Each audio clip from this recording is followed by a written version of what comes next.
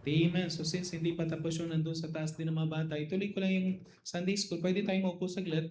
At kung kaya ko lang nung isa, kahit na yung isang puntos lang, tuloy ko na lang yung part 2 mamaya. Amen? Okay? Pero tingnan niyo po yung sinabi dito at gusto ko lang din makita niyo yung burden na binigay ng Panginoon regarding sa ating magiging commitment for the 45th World Missions Conference natin. John chapter 1 verse 50. Okay, John chapter 1 verse 50 na okay, so babasahin lang natin mga several verses. Tingnan niyo po yung mga sinabi dito. Basahin po natin ng sabay-sabay in John chapter 1 verse 50. Ready to go?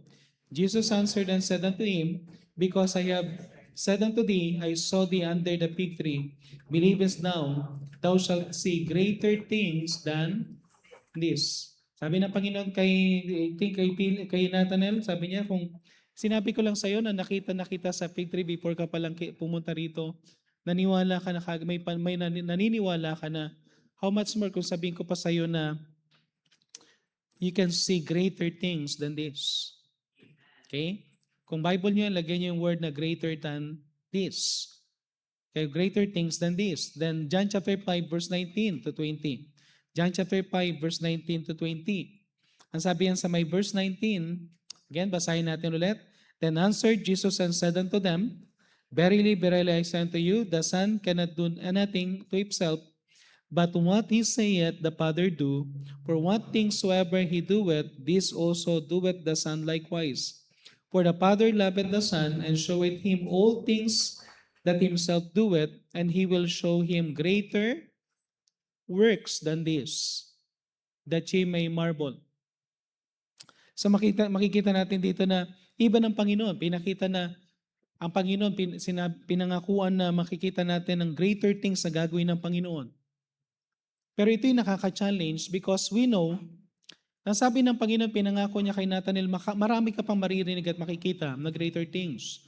Ang Panginoon, marami rin siyang ginawang greater things. Pero ito yung promise ng Panginoon sa John chapter 14 verse 12.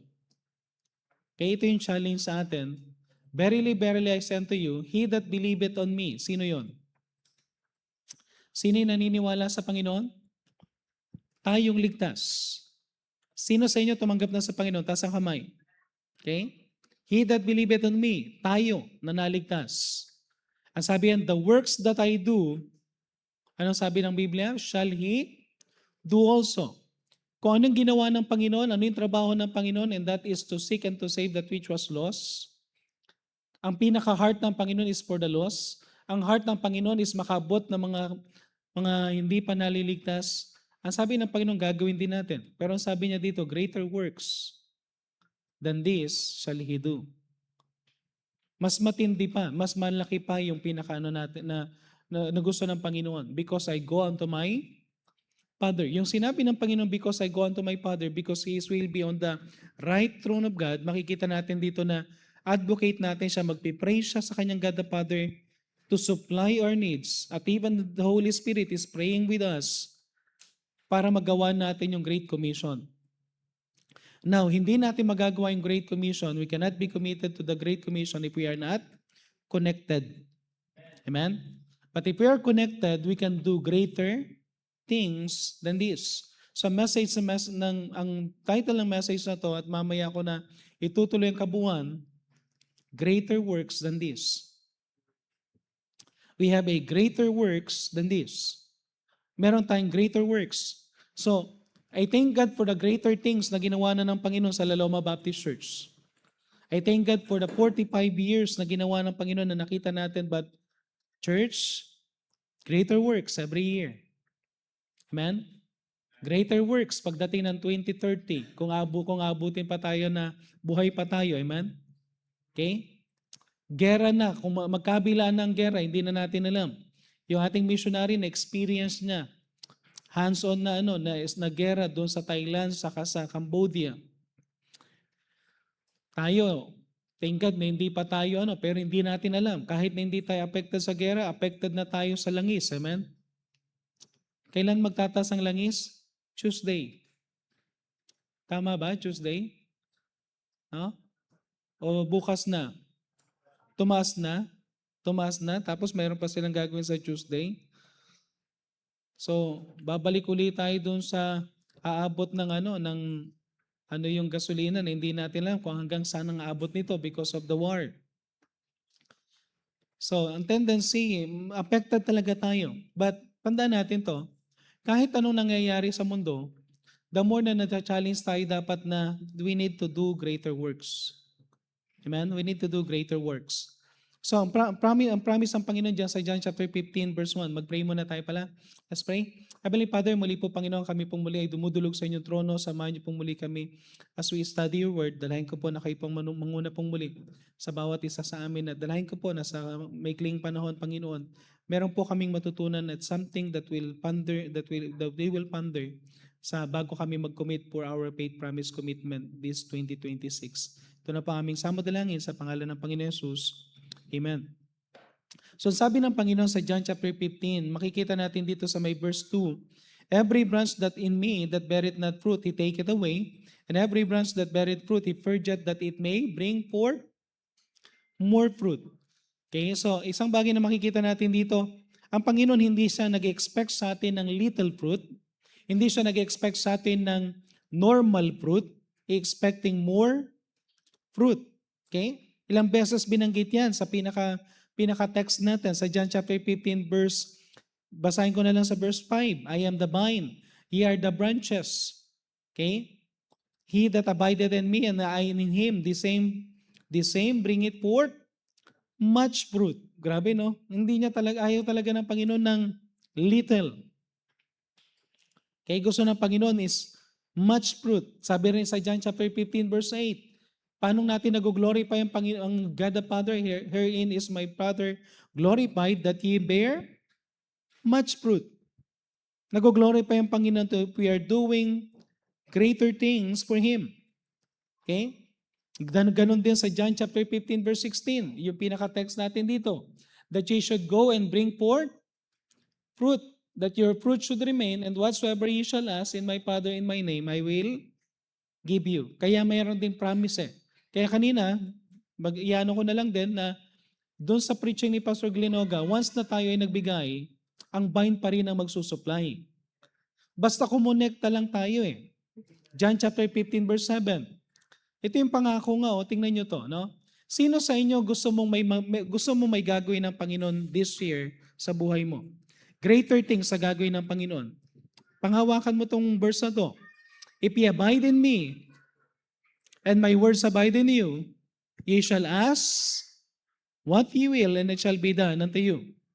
Okay? So anong sekreto para tayo ay para i-bless tayo ng Panginoon? We need to abide in the Lord. Okay? We need to abide in the Lord. Okay? Abide in the Lord. Now, since gusto ng Panginoon greater works, so sabi nga dito, ang pinaka-title is greater works than this, kunin ko lang yung point number 1. Mamaya na yung 4. Number 1 is greater faith. Paano tayo makakaroon ng greater works? Then we need greater faith in God. Kailangan natin itaas yung pananampalataya natin sa Panginoon. Amen? Hindi makakilos ang Panginoon because of our unbelief. Ang sabi sa Matthew chapter 17 verse 8-20, tinanong ng mga disciple ang Panginoon, bakit kami? Lord, bakit nung ikaw yung nag-pray na cast out mo kagad yung evil spirit? So nakikita nila ang Panginoon kapag may ginagawa siya, meron siyang mga bagay na pinagpipray, meron siyang gagawin, walang imposible sa Panginoon. Then, sabi ng mga disciples sa Kanya, bakit hindi namin magawa yun? Ano sabi ng Panginoon sa Matthew chapter 17 verse 20? And Jesus said unto them, because of your unbelief. Nakita niyo yung sinabi ng Panginoon, bakit hindi natin nagagawa? Because of unbelief. And honestly speaking, for several times, siguro iniisip niyo, Pastor, ang dami mo you're challenging us para gawin natin to. Pero alam niyo ba na marami pa rin ako unbelief? Diba sabi ko sa inyo, ang pinaka-commitment natin, pag-pray tayo. Dahil iniisip ko, hindi natin kakayanin yung natin, yung gastusin natin sa may World Missions Conference natin. Tapos sabi ko, para hindi natin magalaw yung general fund muna, magkaroon tayo ng mataas na rope holders commitment. So of course, may kinuha tayo from the mission fund, kalahati sa rope holders. Alam niyo pa na nagpipray tayo ng 600, tapos doon sa 600, sabi ko, Lord, hindi ko alam kung magagawa natin to dahil last year, ang inabot lang natin is 500 something. Okay? Tapos ngayon, 600, pero alam ko, masyado na kayong, anong tawag doon, yung pigang-piga. Amen? Buong February na piga dahil sa dami ng mga guest speaker natin. Tapos kung ano-ano pa yung ano. Pero alam niyo, nakakatuwa. Hindi pa nagsisinumula yung world mission natin. Lagpas-lagpas na tayo sa 600. Hindi ko alam kung magkano inabot, pero bago magsimula yung Wednesday night, lagpas na tayo. Okay? Kaya sabi ko, Lord, forgive me for my unbelief. Sana ginawa ko na lang, alam mo yung tinasan ko uli yung tawag dito, yung goal natin. Dahil hindi ko tinasan, sinabi ko yon, so ginawa ng Panginoon, nilagpasan niya lang ng konti. Amen? Kaya, because of our unbelief, ito yung sabi ng Panginoon, kung titingnan natin, ang pinaka-problem natin, marami sa atin, hindi natin mapagkatiwalaan ng Panginoon. Okay? Naniniwala tayo sa ibang tao kapag nagsabi sila, pero hindi tayo naniniwala sa Diyos. Ang Panginoon, kung tutusin, dapat siyang pagkatiwalaan natin. Tingnan niyo yung sinabi rin sa Matthew chapter 13 verse 50. Dito yung nangyayari sa unbelief. And he did not many mighty works there because of their unbelief. Dun sa sariling bayan ng Panginoon sa Galilee, gusto niya mang kumilos at magbigay ng gumawa ng mga miracles. But he cannot works, that mighty works na yan because of their unbelief. Ibig sabihin, may mga bagay, alam niyo ba na, di ba sabi natin, for with God nothing is impossible. Pero meron siyang hindi magawa. Hindi siya makakilos kung yung tao ayaw maniwala. Nahihinder yung kanyang mighty works because of unbelief. Amen? So we need to be reminded na may mga ano tayo. At ako personally, ni-remind ako ng Panginoon doon sa ating sa missions, World Missions Conference natin. Wala namang imposible sa Panginoon. Walang imposible sa Panginoon. Ang problem lang natin is ayaw lang natin maniwala. Ang problem natin is unbelief. Okay?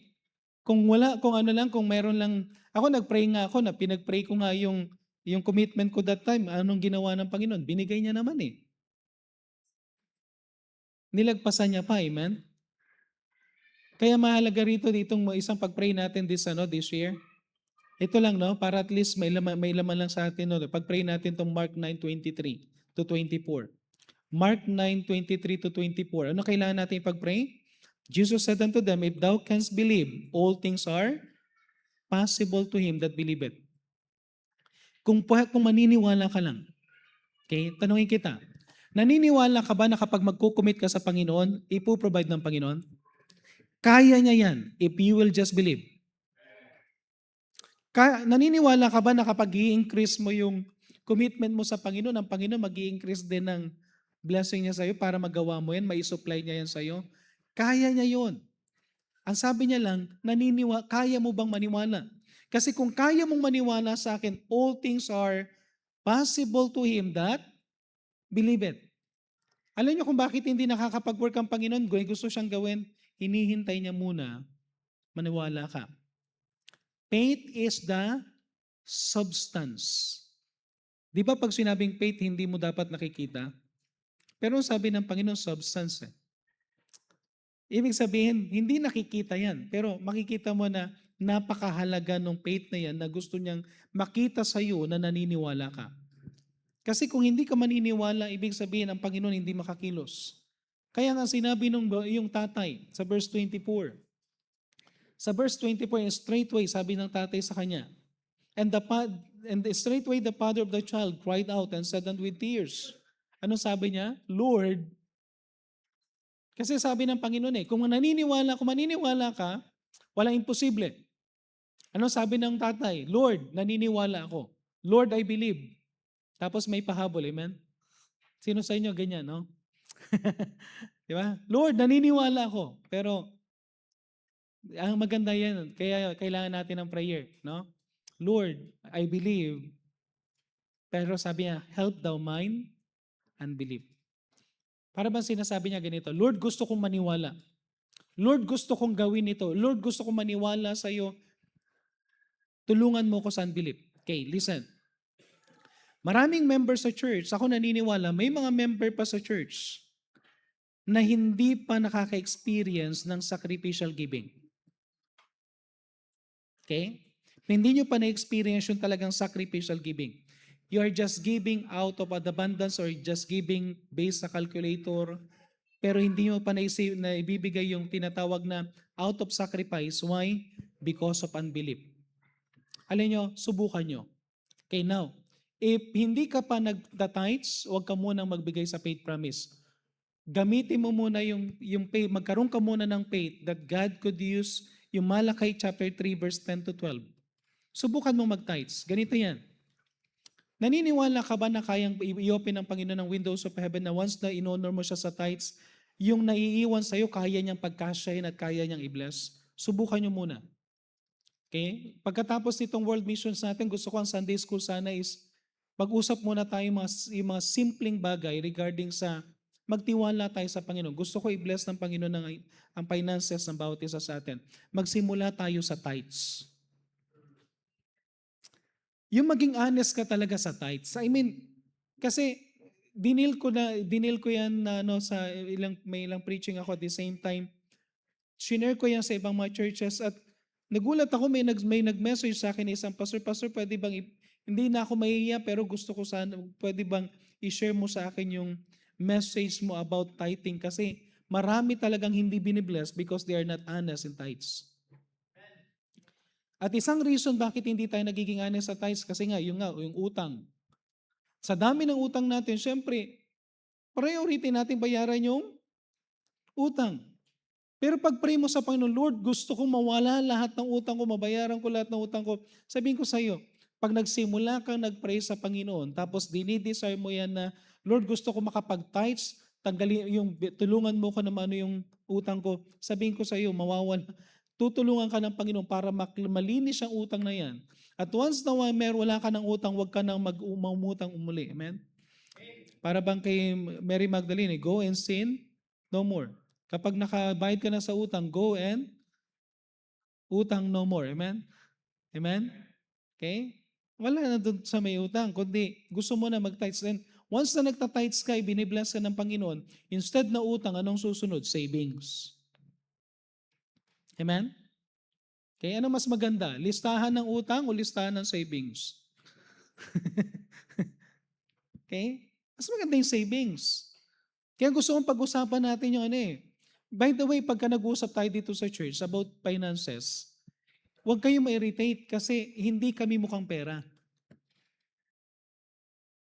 Alam ng miyembro yan na ang tithes, I thank God na nag-testimony si Brother Arman. Brother Arman, maganda yung sinabi mo kasi rebuke yun sa maraming at least nakita nila that we have transparency in our giving.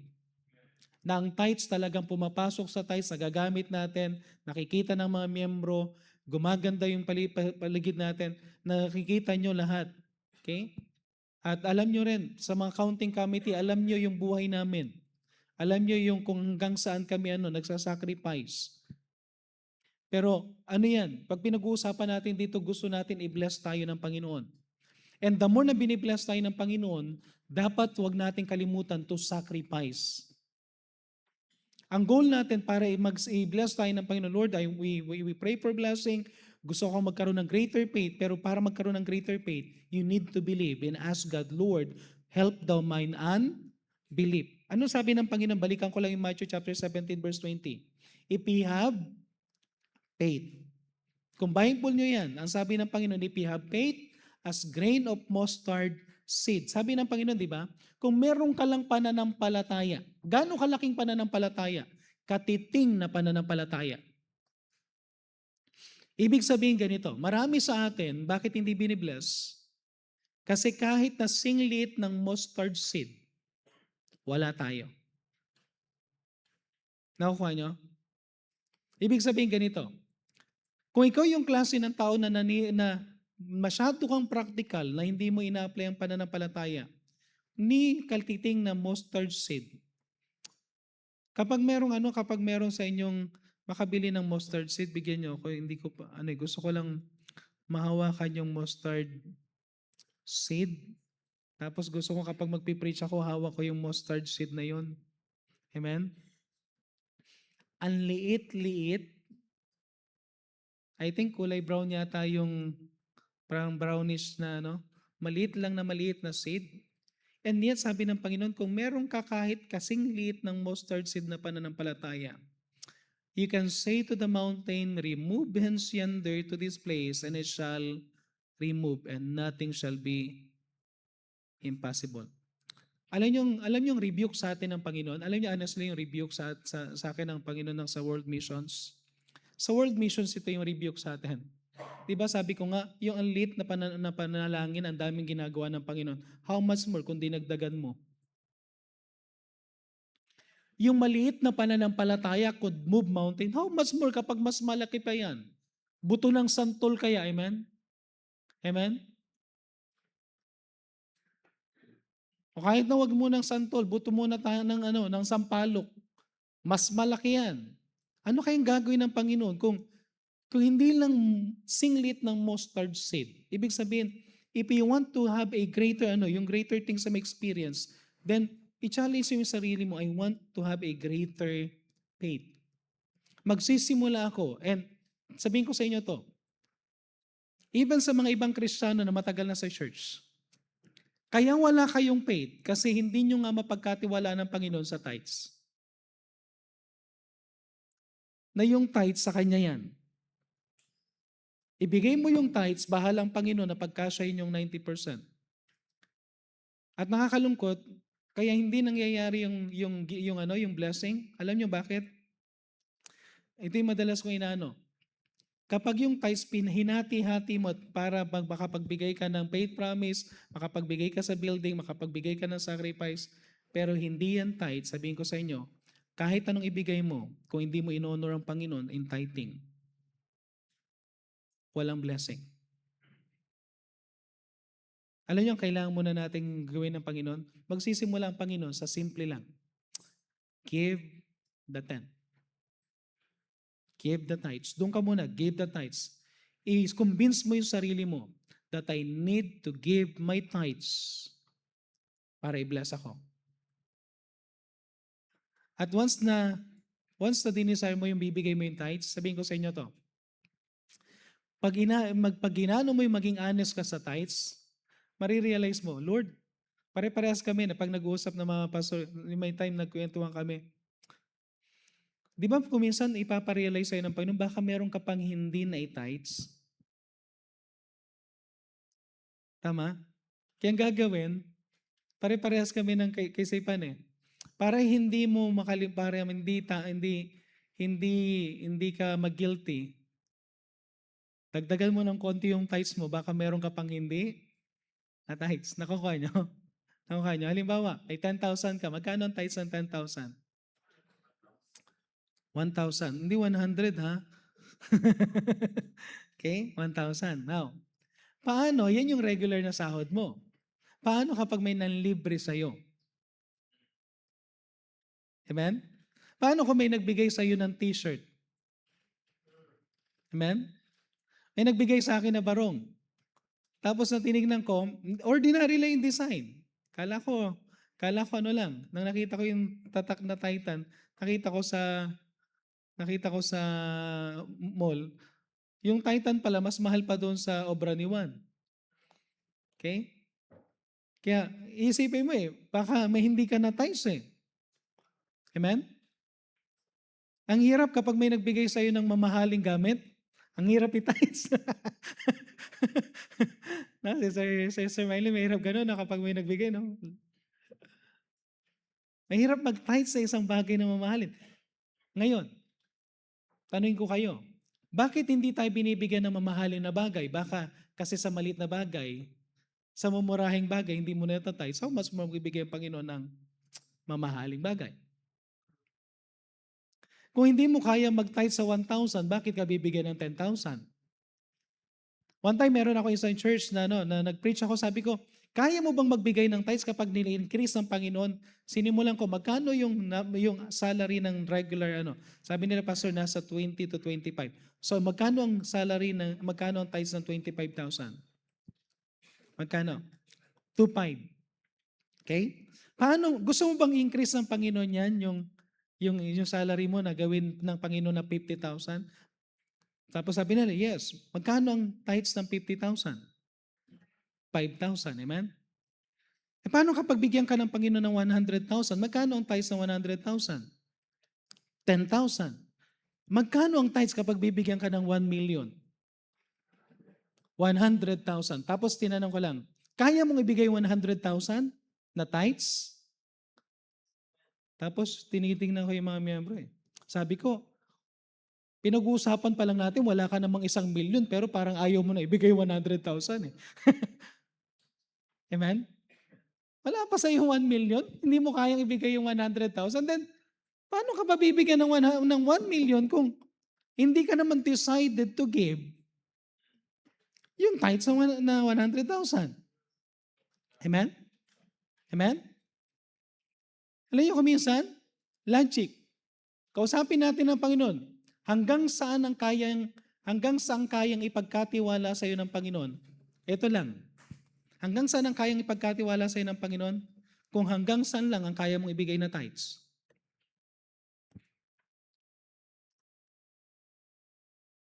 Ulitin ko.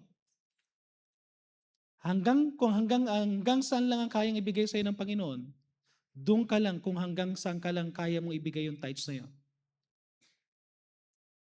Pag hindi mo pa na-experience na yung wala ka pang yun ba, binibigyan ka pa lang ng Panginoon ng ganitong bagay, hindi mo na tina-tithes, then sabihin ko sa iyo, ang hirap talagang ng Panginoon pag hindi mo binigay yung tithes. Doon pa lang pagpapray mo eh. Hindi pa tayo nag-usap sa faith promise ha. Pero ang laking blessing kung sasabihin natin, Lord, by faith, gusto kong greater faith. Gusto kong makapagbigay sa mission.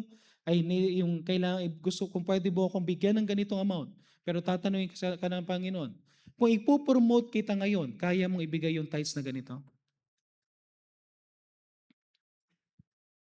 Amen? Sino sa inyo magpipray kayo ng certain amount na hindi mo pa ma-promote ka ng Panginoon, magpipray ka ng certain amount ng salary? Mag-pray ka. Pero make sure, isettle mo sa heart mo, by faith, Lord, kung bibigyan mo ako nito, katulad ni Jacob, anong sabi ni Jacob? Lord, kung i-bless mo ako at babalik ako sa aking bahay ng ganito na may blessing ako, every 10% ibibigay ko sa iyo. Sabihin ko sa iyo, handaling mag-request sa Panginoon dahil alam niya kaya mong i-honor siya with the tithes. Okay pa ba kayo? Okay? Kahit na dun lang tayo ngayon, no? Mamaya na yung iba, amen? Point number 1 lang. Point number 1A, amen? Kasi tithes pa lang eh. Pero, ulitin ko, ang kayang ibigay sa iyo ng Panginoon na amount is the amount na kaya mo lang i-tithes. Pastor, Panginoon, ang kaya ko lang i-tithes 100. Ilan lang ibibigay sa iyo ng Panginoon? 1,000. Panginoon, ang kaya kong i-tithes 1,000. Ilan ibibigay sa iyo ng Panginoon? 10,000. Kaya nga matindi si Pastor Ray eh. Diba? Ano sabi niya, di ba? Nagmahal nagmahal ng trigo. Nagmahal hindi pala yung arena. Nagmahal yung arena, lahat sila nagbagsakan. Bagsakan lahat ng mayroong ng arena. Anong ginawa ni Pastor Ray? Nag-tithes in advance. Just to challenge God, Lord, naniniwala ako sa bagay na to.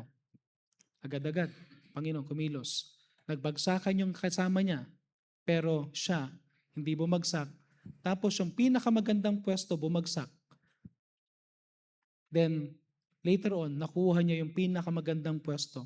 And sabihin ko sa inyo, pag pumunta kayo sa Pigkarangan, nakalimutan ko yung pangalan ng hindi ko, Brother Harold, alam mo ba yung pangalan ng yung niya? RB ba yon? Yung kanyang company?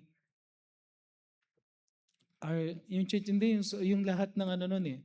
Kasi chicharon, lahat ng yun eh. Lahat ng yung mga, pagka sinabi mo yung pangalan ng company, alam yung, pag nakita nyo Isa sa pinakasikat na ano yan, na binibiling mga pasalubong doon sa kanilang place.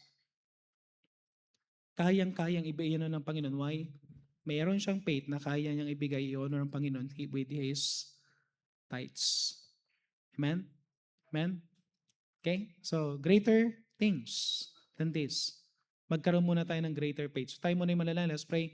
Heavenly Father, maraming salamat pong muli sa binigay niyo po, Panginoon, na message. Maraming salamat po sa Sunday School lesson din po na pinagkaloob niyo po. Dalayan ko po na tulungan niyo po kami, i-bless niyo rin po ang aming magiging commitment mamaya. Tulungan niyo rin po kami, Panginoon, sa challenge na maririnig po namin. Diyos, I pray. Amen. Hingi kayo ng mga sa mga ushers, yung kayo na lang lumapit. Nahiya tuloy ako na ibigay yung din, yung baka sabihin ko, hindi, pinilit ako ni Pastor Ramil. Hindi ko na kayo pipilitin. Okay? Abangan nyo na lang, ushers, yung kung sinong gustong kumuha, no? Abangan natin sila. Okay, tawagin natin si Pastor Ruben. Pastor Ruben, Linoga, maraming salamat po sa inyong time. Amen? Okay? Sa your challenge kay Pastor Ruben. Amen? Ang sabi ni Pastor Ruben, as long na meron daw siyang speaking engagement, may mag-iimbita sa kanya, buhay pa siya. Kaya, Pastor, next year, kayo ulit, kasama uli kayo. Ibig sabihin, buhay pa kayo ng 2027. Okay, ma'am, para sa inyo po. Para sa inyo po, Pastor. Tapos, pang chocolate, alam ko, diabetes kayo eh. Salamat po. Ito po, ma'am. Tapos, ito po yung yung plaque. So, this plaque of appreciation was given to Pastor Ruben Glinoga. Pastor, medyo mabigat. Pastor of Ancient Landmark Baptist Church, Plaridel, in grateful recognition of your invaluable contribution as a guest speaker during our 45th World Missions Conference held in La Loma Baptist Church. Your profound insight and dedication to the Great Commission had inspired our congregation to reach the world in the gospel and to be connected to the Lord Jesus Christ.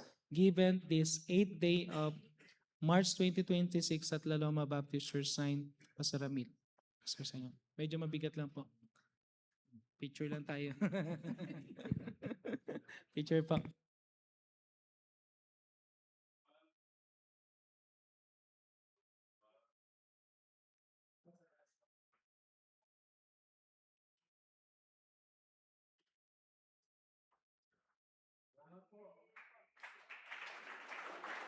Tita, ay, Brad, pakialam. Salamat po, Pastor. Okay.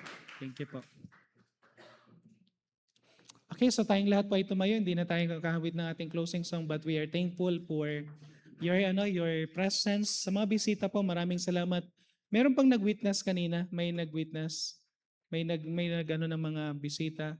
Kung ang bisita naman natin ay hindi na first time na maraming salamat po doon sa mga Baptist na pumupunta dito na pag dito nakakapag-church, you're very much welcome. Okay, at sa lahat po ng mga members, maraming salamat po sa inyong pagpapagal. Lahat ng nagluto, lahat ng nag-sacrifice, lahat ng nag-usher, yung sa may registration, orchestra, choir. Okay, lahat po, no? Alam ko po, medyo mainit yung mga iba, talagang nainitan lalo sa kitchen, but maraming salamat sa inyong sacrifice. So tayo po yung manalangin, let's pray. Heavenly Father, maraming salamat po muli sa lahat ng mga bagay na binigay niyo po sa amin, Panginoon, sa opportunity to worship you, opportunity to serve you, Panginoon, at ganoon din po, Panginoon, maraming salamat po sa mga sacrifices na ginawa, Panginoon, ng mga miyembro ng La Loma Baptist Church para magkaroon kami ng maayos sa World Missions Conference. Maraming salamat po dahil marami pong mga na-revive at tunay po, Panginoon, na sila po umuwi ng merong mga baon-baon, Panginoon, na vision, karagdagang lakas. And I pray na bilang mga mananampalataya din po dito sa La Loma Baptist Church, help us to do greater things, to desire greater faith.